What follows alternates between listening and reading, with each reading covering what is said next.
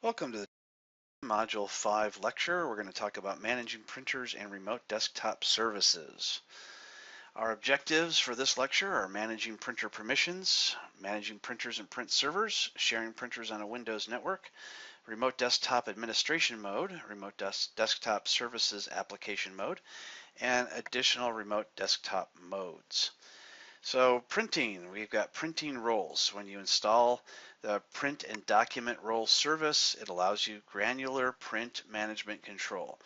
The role services include printer server, the distributed scan server, internet printing, and LPD services.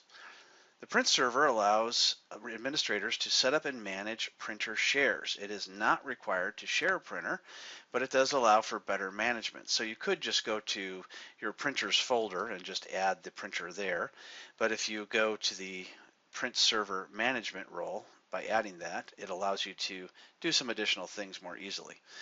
The distributed scan server role allows administrators to redirect network scans to destinations on the server. This was traditionally controlled by the printer or scanner itself, but can now be managed through Server 2012. Internet printing allows administrators to open up network printers to non-domain users, both inside the office and remotely. This works well in hotels and mail service stores like Kinko's and UPS. So if you would like to allow people to print to your printers that are already secured to your domain, you can open this up through internet printing, and they can go to a web page, and you can allow them to have a username and password so they can access your printer and print there. LPD services allow the administrator to share Unix-based printers on a Windows network. So if you have a Unix-based printer, then you can now connect that to a Windows server and allow people shared access to that particular printer. By default, everyone with access to the network can print to a printer. This includes the guest account if you choose to enable the guest account. However, this may not be what you want. You may not want everyone to have access to be able to print. Printer permissions set the maximum allowed access level for a printer. There are two different types of permissions that are applied whenever someone tries to print.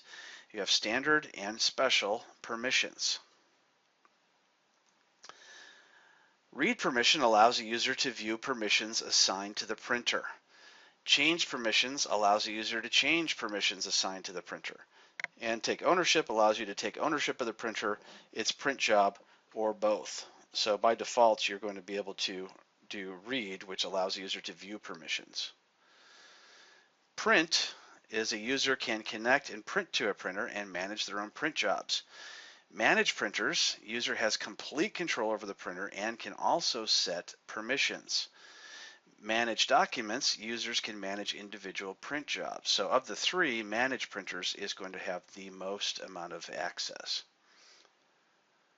So let's take a look at the default printer permissions when you first add a printer on a server that's going to be connected to the domain.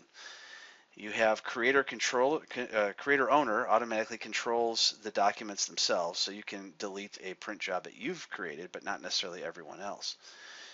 Everyone has the right to print. Administrators can print and also manage other people's documents and manage the printers themselves. Power users, print operators, and server operators also have these same roles. These are default roles that are created in a Windows domain.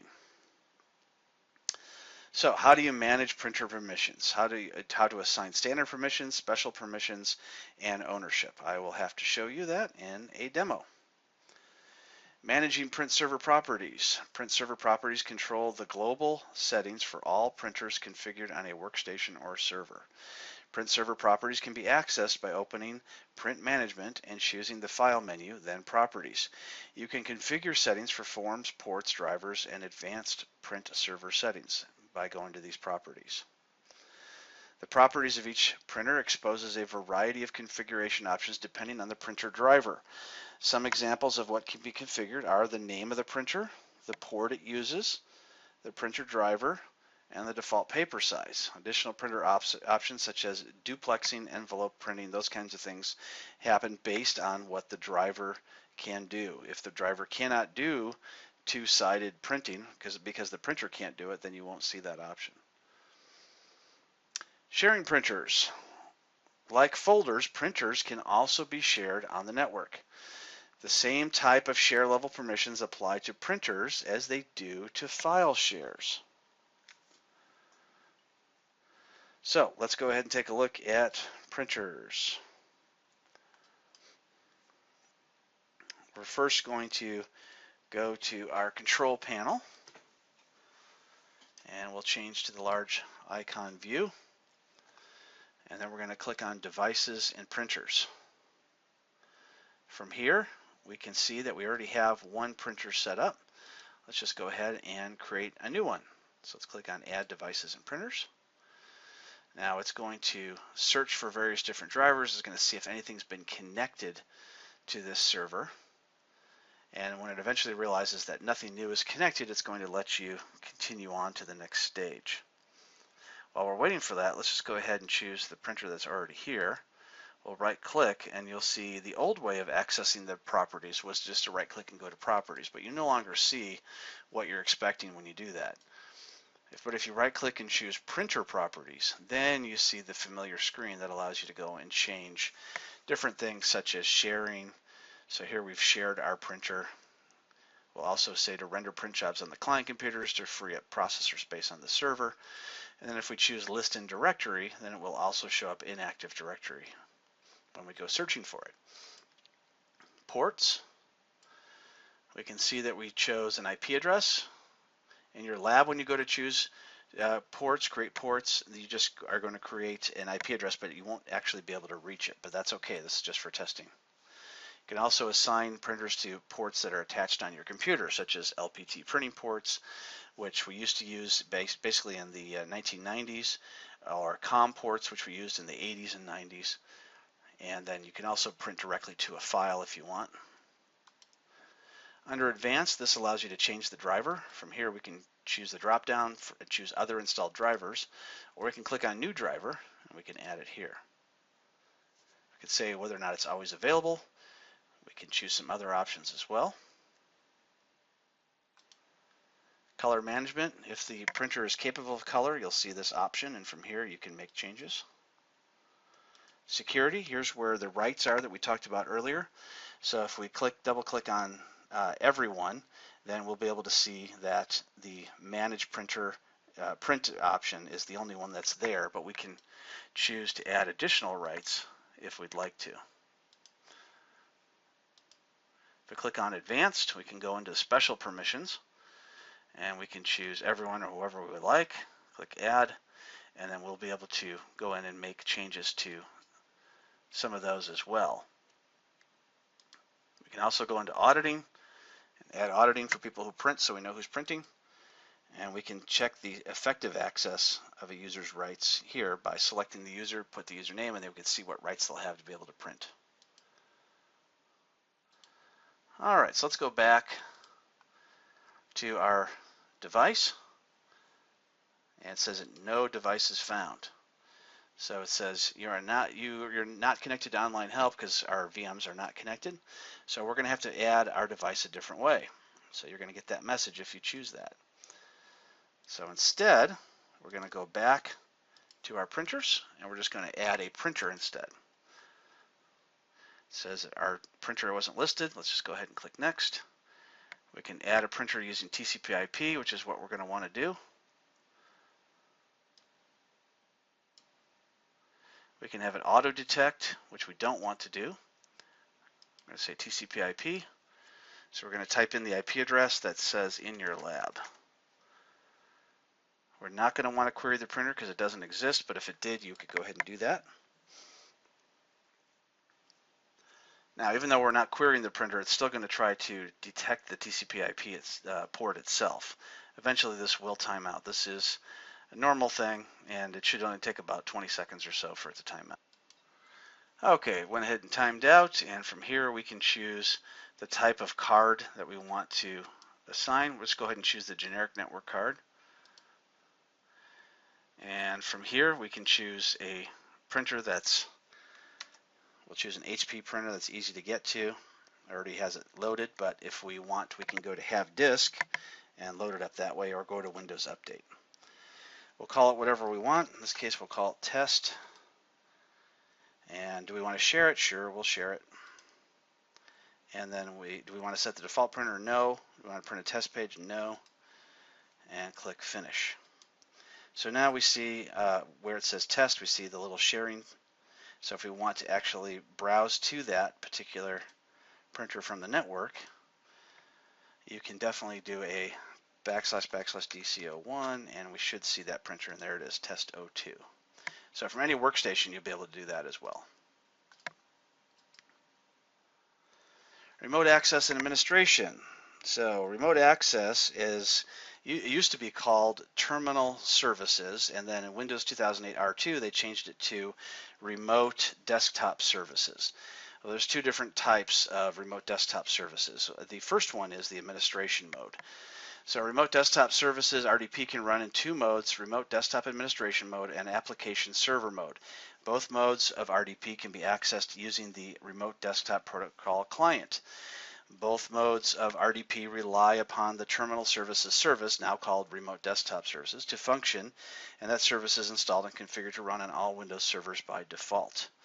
To enable remote desktop administration mode, open the System Utility and Control Panel and choose the Remote tab.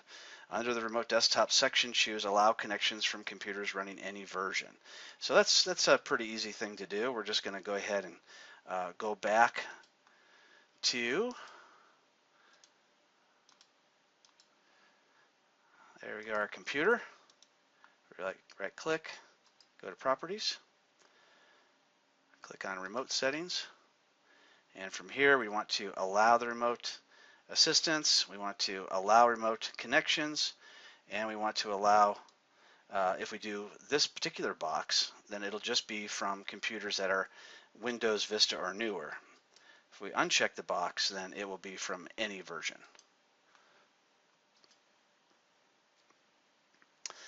Remote desktop administration mode has some limitations. Only 2 administrators can use this at any one time. So if you want more than 2, then you'll have to go with the next version of remote desktop services, which we'll talk about. By default, RDP uses port 3389, so if any firewall is employed, an exception must be made on that port. So when you enable remote desktop services, it automatically opens up that port. But if you want to use any other port, then you'll have to open that up on the firewall. Users are granted access to connect to terminal services, now called Remote Desktop Services mode, by membership in the Remote Desktop Users group. So in order to get onto a computer to log into it, you have to be part of the Remote Desktop Users group. And I showed you in the last module how to add users to a group.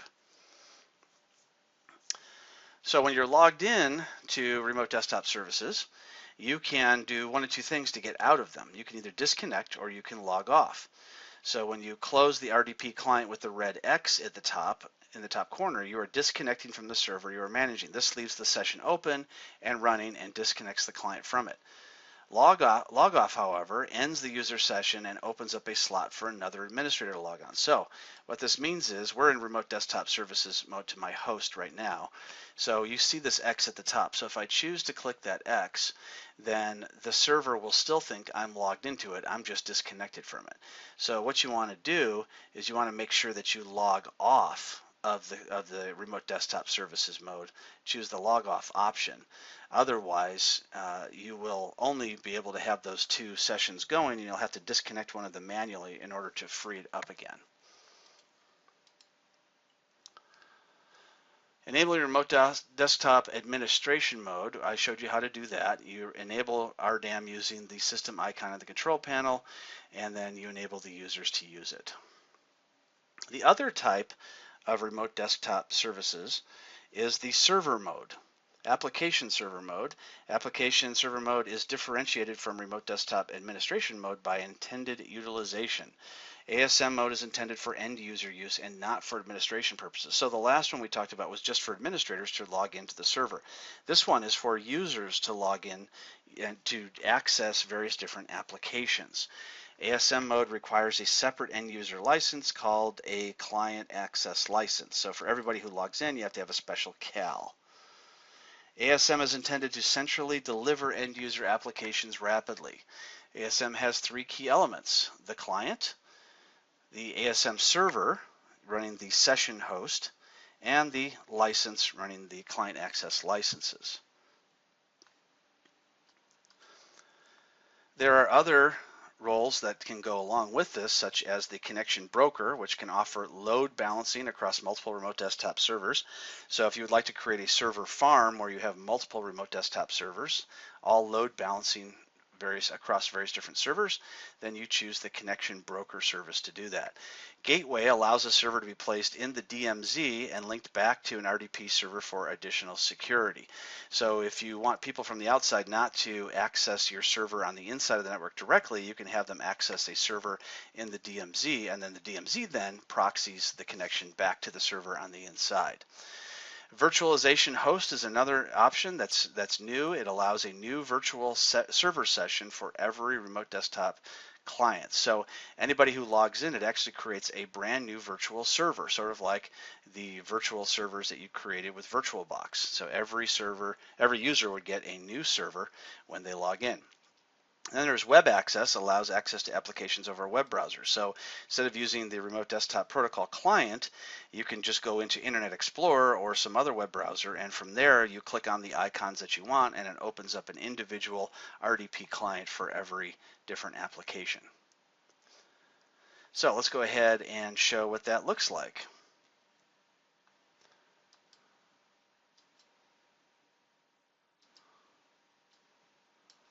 So if we go into Control Panel,